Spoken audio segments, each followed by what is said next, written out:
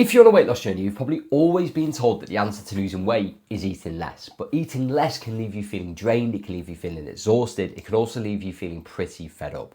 So what if I told you there's another way without cutting back calories even more? And in this video, I'm going to talk to you about some of the common problems that I see, as well as giving you solutions to that problem. And on top of that, helping you lose weight without eating less. But before we begin, I want to give you something and talk to you about something completely free that's going to kickstart your weight loss journey. It's going to help you lose your first 5 to 10 kilos. And I'm not even lying when I say that, because it's happened multiple times. And that's all because of my 4-week free fat loss coaching, which is in the description below. It's going to give you everything that you need. It's going to give you your nutrition targets. It's going to give you your calorie targets so you no longer have to guess. It's going to give you your macro targets. It's going to also give you gym training programs. It's going to give you home training programs so you can find one that's going to work and suit you best.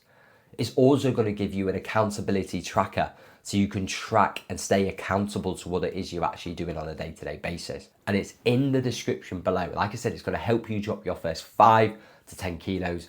And all you need to do is go ahead, click on the link, grab it, and it'll be in your inbox in a few minutes. But back to the video. Like I said to you before, every time you've started a weight loss journey, it's always about eating less. But what if I told you there's another way that you don't have to cut back even more calories? And that starts by point number 1. And it's all about being honest.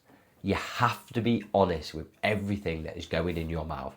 From a food point of view, from a drink point of view, you've got to be accountable to it. And I can't stress that to you enough. It's a big problem I see women make. And I'm not saying you're liars, because trust me, you're really not. It's very easy to make that mistake, or very easy to forget how much you're actually having, or underestimate how much you're actually having, or guesstimate. So many women guesstimate of actually how much is on their plate, even in some of the healthy stuff that you think you're having. Or like I said, you tell yourself you're only having a salad. Those salads that you do have can have a lot of calories in them. And like I said to you before, I'm not saying you're lying, because you're not. But you've just got to be honest and accountable to everything that crosses your mouth, or everything that goes in your mouth. Because if you're not, it's going to leave you feeling fed up when you're being good, when you're actually doing well and you're trying to eat well, you're trying to improve this little bit here, you're trying to improve that little bit there, but you're not getting anywhere because you're not being honest about actually how much you're actually having in the first place. And like I said, it's just going to leave you feeling frustrated, it's going to leave you feeling fed up and exhausted, because it's like, why can't I lose weight when I'm eating well, I'm trying my best? And a little thing like that can make a huge, huge difference.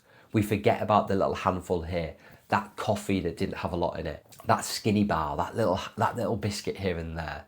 And like I said, I'm not saying you're a liar, it's just so easy to forget this stuff, but you have to be honest with everything that you do eat and drink.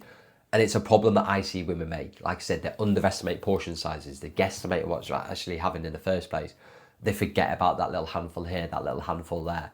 And those things really, really do add up. And point number 2 is a great one, because point number 2 is all about your output. Your output is your friend. When you're looking to lose weight, there's 2 things that you need to focus on. There's how much you're actually having from a consumption point of view, and there's how much your output is. So how much your body is moving. And I'm not talking about calories burned, because calories burned is something that you don't need to focus on. But I'm talking about your day-to-day movements. I'm talking about your training. But what I want to talk to you about is your day-to-day movement. Let's say, for example, you're currently doing 5,000 daily steps, or 5,000 steps on average a day across the week. What I want you to do is forget the rule of thumb a bit, trying to hit 10,000 steps or trying to hit beyond 10,000 steps. Because to be honest, that can be really quite hard for a lot of people. But if you're currently on 5,000 steps a day, what I want you to do is try push that daily average to 6,000 to 7,000. So I want you to try add 1,000 to 2,000 extra steps to your daily target every single day. And I'm telling you now, that can make a huge, huge difference. That can be the difference between you staying stuck and losing more weight without having to eat less. And some ways you can go about doing that. You can jump on a treadmill either before your gym session or after your gym session. Get there a little bit earlier, or stay a little bit later after your gym session. Jump on the treadmill for 15, 20 minutes, set it at a good speed and get yourself walking.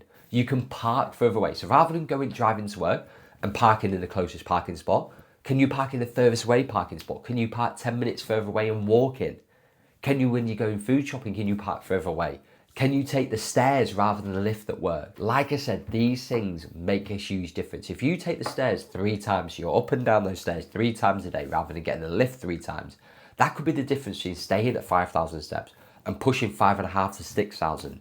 That can be the difference in you staying stuck on your weight loss journey and losing that extra weight that you want to lose. And like I said, you don't actually have to do a lot more. If your daily step target, like I said, is a 5,000 and you push it by 1,000 to 2,000 extra a day, it's going to make a huge difference. You don't have to push it by 5. You don't have to double it. You don't have to triple it. You don't have to quadruple it. You just need to do that extra little bit.